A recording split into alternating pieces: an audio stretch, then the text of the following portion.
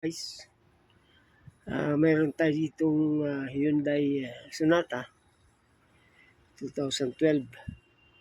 So, bago natin tanggalin, i-dismantle, titignan muna natin yung kanyang timing setting. So, ito yung ating exhaust camshaft, top dead center. Ito naman yung ating intake camshaft, top dead center. Ito naman yung ating crankshaft, top dead center.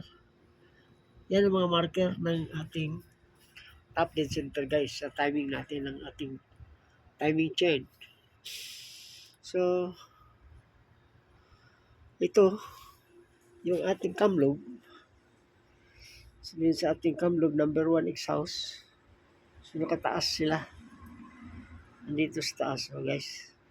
Sa intake, ganoon din. Nandito rin nakataas. Sa lubong sila, guys. So, yung dalawa na yan.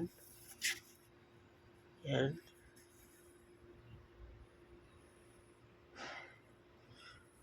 Tsaka yung isa, dalawang exhaust, dalawang intake.